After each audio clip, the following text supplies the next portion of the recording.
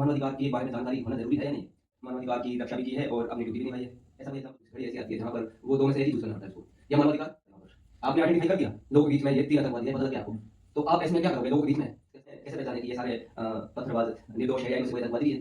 कैसे आइडेंटिफ़ाई करें? आपके पास भी ह्यूमन राइट्स के बारे में जानकारी पहुँचेगी, तो क्या ये बदल सकते हैं? बिल्कुल। नमस्कार। आज आपका हमारे पॉडकास्ट में बहुत-बहुत स्वागत है। आपका भी बहुत-बहुत धन्यवाद। आज जो हमारा पॉडकास्ट का विषय है, ये है मानवाधिकार, awareness of human rights among security person. सुरक्षा बलों के अंदर मानवाधिकार की जागरूकता की आवश्यकता है या नहीं, इसके ऊपर हम थोड़ी सी चर्चा करेंगे। तो आपका क्या मानना है कि सिक्योरिटी पर्सनल है, उनको मानवाधिकार के बारे में जानकारी होनी चाहिए? मानवाधिकार के बारे में जानकारी सभी को होनी चाहिए, क्योंकि सुरक्षाकर्मी जो हमारे हैं वो भी हमारे देश के नागरिक हैं और एक नागरिक होने के नाते मानवाधिकार का पालन और मानवाधिकार की जानकारी सभी को होनी चाहिए।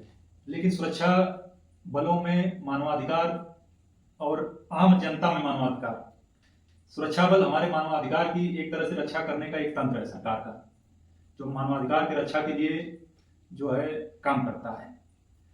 मानवाधिकार वैसे मानवाधिकार का पालन करने और करवाने के लिए तमाम तंत्र हैं देश में और वो सुचारू रूप से कार्य कर रही है। नहीं, आपको क्या इसके लगता लिए है? एक स्वतंत्र मानवाधिकार आयोग का गठन भी किया गया है। ठीक है। आपका क्या मानना है कि जो सुरक्षाकर्मी होते हैं हमारे पूरे देश दुनिया में, सबसे पहले तो एक बहुत अच्छा बड़ा रोल निभाते हैं कि जैसे लॉ एंड ऑर्डर को इन्फोर्स करना है और पीस इस्टेब्लिश करना है, बॉर्डर को गार्डिंग करना है, तो ये सारे ड्यूटीज और इलेक्शन करवाना, इंटरनल सिक्योरिटी वगैरह सारे काम करते हैं।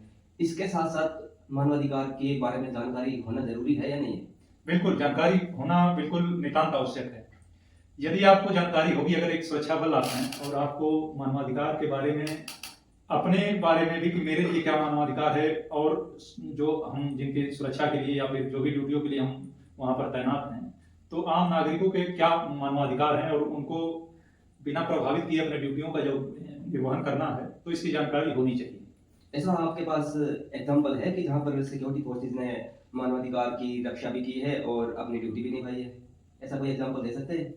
तमाम एग्जाम्पल हैं, जैसे कि लॉ एंड ऑर्डर ड्यूटी में भी हम जाते हैं, तो जैसे अगर चुनाव है, लोग आते हैं, तो अब लोग आते हैं वोट डालने के लिए, उसमें कुछ पार्टी के जो विशेष लोग होते हैं या फिर एक तरह से आप कह लीजिए कि कुछ दंगाई लोग भी होते हैं, अराजक तत्व भी होते हैं, तो उनमें लोगों के भावनाओं को, लोगों के हितों की रक्षा करते हुए और ऐसे लोगों को चिन्हित करते हुए और आम जनता को परेशानी ना हो, उनके जो अपने मूल मानवाधिकार हैं तो उसको बिना प्रभावित किए भी अराजक तत्वों के खिलाफ कार्रवाई करना, उनको पकड़ना और उनको दंडित करना, ये सब चीजें हैं। कई सिक्योरिटी पर्सनल ये बोलते हैं ना कि हम जब अपनी ड्यूटी करते हैं तो ड्यूटी के दौरान हम मानवाधिकार का जो पालन है वो नहीं कर पाते हैं।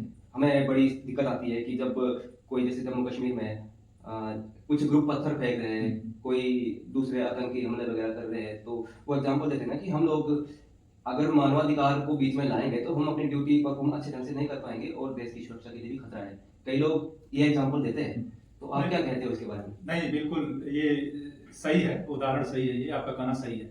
इसके पीछे कारण ये है कि हर जगह की परिस्थितियां एक समान नहीं है।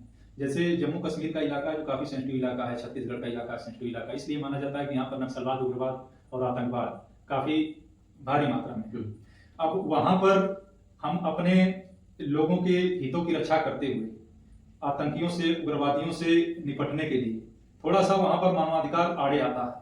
हर जगह पर यदि मानवाधिकार का पालन तो हम करते ही हैं फोर्स के मेंबर, लेकिन वहां पर स्थितियां थोड़ी प्रतिकूल होती हैं। तो अगर हर जगह मानवाधिकार को थोपा जाएगा तो यह भी ठीक नहीं है। हाँ, ये तो सही बात है, पर हम दोनों इन चीजों का तालमेल बिठा के हम अपनी ड्यूटी, और सिक्योरिटी पर्सनल है तो अपनी ड्यूटी निभा सकते हैं। बिल्कुल। अब जैसे अभी कई एग्जांपल्स हैं, अभी 2018 में केरला में फ्लड आई थी, तो उस टाइम जो सिक्योरिटी पर्सनल है उन्होंने इतना अच्छे तरीके से लोगों की जानें ही नहीं बचाई, बल्कि उनको खाना, उनको शेल्टर रहने के लिए और मेडिकल हेल्प वगैरह सब कुछ दिया।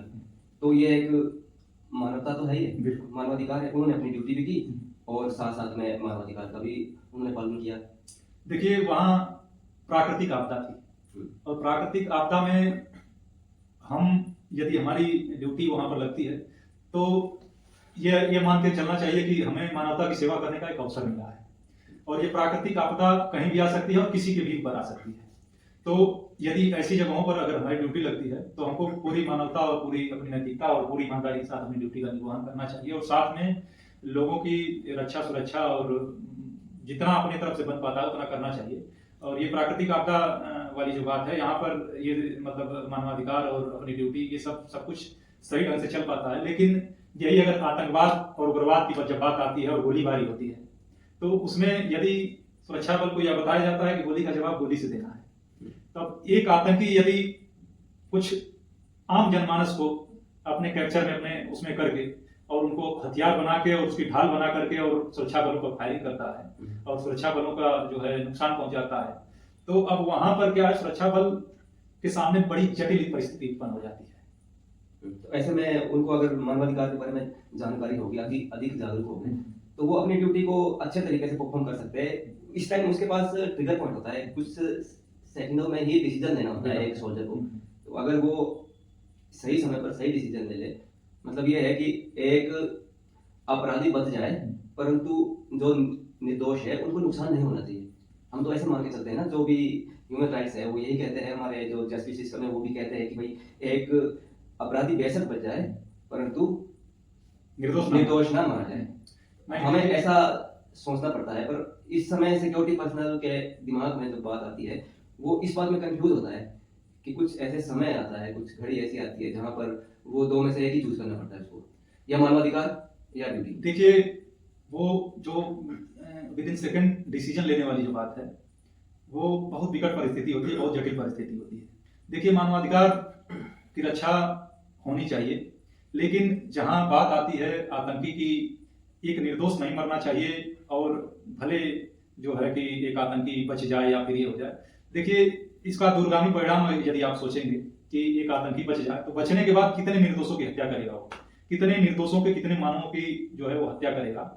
तो वो मानव नहीं है, वो दानव है, और सुरक्षा बल प्रयास करते हैं कि किसी को नुकसान न पहुंचे, आम जनमानस को नुकसान न पहुंचे। अभी जो पहलगाम में हुआ, अगर आप वहां पर होते एज सोल्जर ड्यूटी पर, तो अगर वो आतंकवादी, 3 आतंकवादी थे, अगर वो लोगों के बीच में होते तो आप क्या करते वहां पर?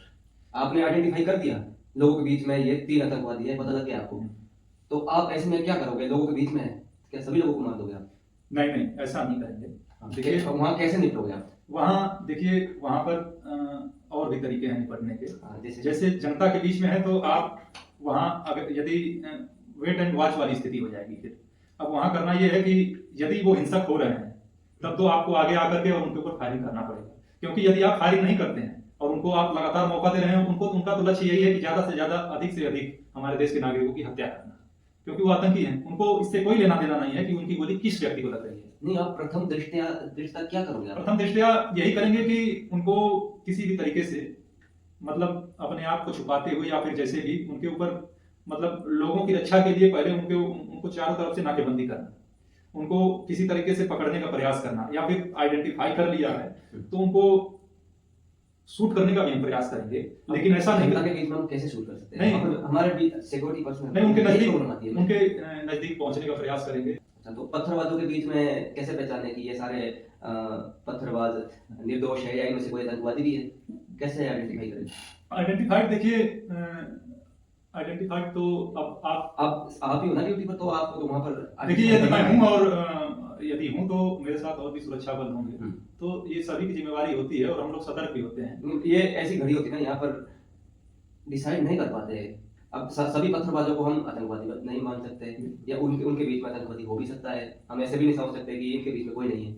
ये केवल जिम्मेवारी आप ये कर लीजिए कि सुरक्षा बलों की है, तो ऐसा भी नहीं। देखिए, इसमें एक मूल परिवर्तन नहीं कर सकते, आप जागरूकता कर सकते हैं। जागरूकता की आवश्यकता है, वहां के लोगों में थोड़ा सा विश्वास पैदा करने की आवश्यकता है। वहां के लोगों को भड़काया जा रहा है, गलत दिशा में ले जाकर। आखिर पत्थर मारने वाले जो लोग हैं सभी तो आतंकी है नहीं। यदि पत्थर अगर एक लड़का भी मार रहा है, बच्चा भी मार रहा है, तो आतंकी तो है नहीं, लेकिन उसको ये बताया गया है कि ये काफिर लोग हैं, ये हमारे देश के दुश्मन हैं, हमारे कश्मीर के दुश्मन हैं। यही टॉपिक है कि हमें जागरूकता क्यों होनी चाहिए, इन्हीं चीजों के लिए हमें जागरूकता होनी चाहिए। बिल्कुल। लेकिन सबसे पहले तो हमें, अगर मान लो ना, अगर कोई सिक्योरिटी पर्सनल है तो सबसे पहले तो उसके पास वो एक ह्यूमन है, सबसे पहले तो एक इंसान है और उसके अंदर इंसानियत होनी चाहिए, और उसे सभी इंसान को एक जैसा ट्रीट करना चाहिए। देखिए, हम बता रहे हैं कि अभी आपको थोड़ा सा भेद करना पड़ेगा इंसानों में। आतंकी, उग्रवादी, नक्सली ये भी इंसान है, इनका चेहरा कोई अलग से नहीं है, ये भी हमारी और आपके जैसे हैं, सही। लेकिन यही पहचानना है, ये मानव नहीं है, कानून है। और यदि इनके खिलाफ एक्शन लेने में मानवाधिकार या फिर अन्य अड़चने आएंगी तो यह देश के लिए गंभीर खतरा उत्पन्न होगा। वहां पर त्वरित विद इन सेकेंड अगर एक्शन लेना है तो आपको ऐसा डिसीजन लेना है कि जिससे कई लोगों का भला हो, कई लोगों की आप जान बचा सके। अगर एक दो लोग की जाने जाती भी हैं तो वह स्वाभाविक है, आप इस बात को मानिए, वह स्वाभाविक है। आप एक दो लोगों को बचाने के चक्कर में आप 10-20 लोगों को या 100-200 लोगों को मरवाना पसंद नहीं करेंगे, कोई नहीं करेगा। ये चालाकी नहीं है, ये समझदारी नहीं है।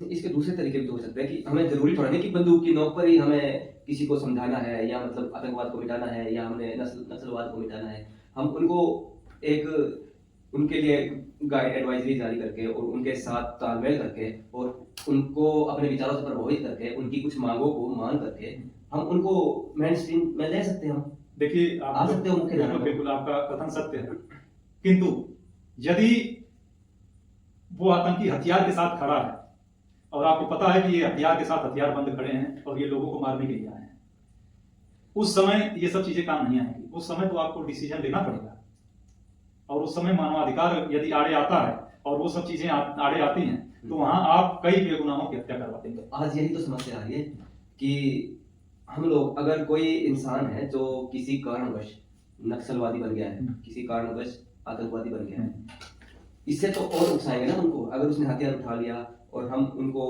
सीधा उड़ाने की बात करेंगे, गोली से मार देने की बात करेंगे, तो उसके अंदर तो और खून खोलेगा ना। और उसके परिवारजनों के उनको और खोलेगा कि इन्होंने, ये कोई भी सेना है, इन्होंने मारा है, तो वो सीधी सेना के दुश्मन बन जाएंगे। देखिए मैंने ये बात कंडीशनल बोली है, मैंने ये बात तब के लिए बोली है जब वो हथियार लेकर के खड़ा है और ये आप बिल्कुल स्पष्ट रूप से आपको भी ज्ञात हो गया और सबको जो भी है वहां आपके साथ सुरक्षा बल उनको ज्ञात हो गया कि नहीं अब ये मारेंगे, क्योंकि उनका वही मिशन है। और कोई साधारण व्यक्ति नहीं है, वो मानव नहीं है, वो दानव है और वो आए हैं सिर्फ मारने के लिए ही। उनकी हर गोली में उनका यही उद्देश्य है कि किसी न किसी की जान वो लें। नहीं, हमारे पास ऐसे काफी एग्जाम्पल है जहाँ पर जैसे छत्तीसगढ़ में है तो नक्सलवादियों ने, कई बार न्यूज में आता रहता है कि नक्सलवादियों ने आज 28 नक्सलवादियों ने आत्मसमर्पण कर दिया है और मुख्य धारा में आ गए हैं और उनको डीआरसी में लिया जाता है। ऐसे बहुत सारे एग्जाम्पल है। देखिए जो लोग मतलब सुधरना चाहते हैं, वो उस विचारधारा से हटना चाहते हैं, क्योंकि ये विचारधारा पुरानी हो चुकी है और किसी काम की नहीं है। अब ये विचारधारा जो नक्सलवाद है, आतंकवाद है, ये खोखली विचारधारा है। इसमें क्या है कि लोगों को गुमराह किया जाता है, बिल्कुल, इसमें और तो कोई मतलब ही नहीं है ना। देखिए पहले भी मैंने अभी कहा कि सबसे अवेयरनेस बहुत जरूरी है। और अवेयरनेस क्या है कि ये मतलब एक बड़े पैमाने पर होना चाहिए, इसमें सबका सहयोग होना चाहिए, सभी देशवासियों का सहयोग होना चाहिए। सरकार को इस पर गंभीरता से विचार करते हुए अवेयरनेस लाना बहुत जरूरी है और ये तभी आएगा जब सबसे बुनियादी चीजें मजबूत होंगी। जैसे नक्सली क्षेत्र जो भी आप गए होंगे तो वहां देखे होंगे आप कि वहां के लोग काफी पिछड़े लोग, पिछड़े कहने का अर्थ ये कि जो है शिक्षा का अभाव है और कई चीजें हैं जो सरकारी योजनाएं हैं जो वहां पर सुचारू रूप से लागू नहीं हो पा रही हैं, लागू नहीं की गई। सरकारें तो चाहती है कि वो मुख्य धारा में आए और उनके यहाँ पर उनका विकास भी हो, बट कई बार वो नहीं चाह रहे ना। जहाँ सरकार डेवलपमेंट करना चाहती है वहां पर वो लोग ऑब्जेक्शन उठाते हैं कि हमें ये डेवलपमेंट नहीं चाहिए। तो सरकार द्वारा तो काफी प्रयास किए जा रहे हैं। देखिए आज के युग में सबके पास मोबाइल फोन है, सभी लोग नेटवर्क से जुड़े हुए हैं और पहले ये सब नहीं चाहिए, ये सब चीजें नहीं थी। अभी के किसी भी भूखंड को देख सकते हैं जो आप इंटरनेट और नेट पर जहाँ रील बन रही है, फोटो बन रहे हैं, वीडियो बन रहे हैं, आप कुछ भी कई चीजें देख सकते हैं। आपको क्या लगता है कि हम अगर जागरूकता, इन जो ये माओवादी है, माओइस्ट है, इनके पास भी ह्यूमन राइट्स के बारे में जानकारी पहुंचेगी तो क्या ये बदल सकते हैं? बिल्कुल, ह्यूमन राइट्स के बारे में जानकारी तो चलिए ठीक है, पहले उनको बेसिक जानकारी की आवश्यकता है। पहले उनको वो तो गुमराह। आखिर अगर उनको ह्यूमन राइट्स के बारे में बेसिक जानकारी भी अगर होती या फिर एक इंसानियत के बारे में भी अगर उनके पास बेसिक जानकारी तो वो हथियार नहीं उठाते। अब उनके पीछे जागरूक करके तो हम ला सकते हैं, हम जागरूक करके ला सकते हैं। और अगर हम ऐसे, वैसे तो सरकारें तो काफी जागरूकता के प्रोग्राम चलाती है और उन जागरूकता के माध्यम से ही तो जो कुछ लोग है ना हथियार छोड़ रहे हैं और मुख्य धारा में शामिल हो रहे हैं। और इसी तरीके से हमारे आज हमने लगभग समाप्त कर दिया है, नक्सलवाद लगभग समाप्त है।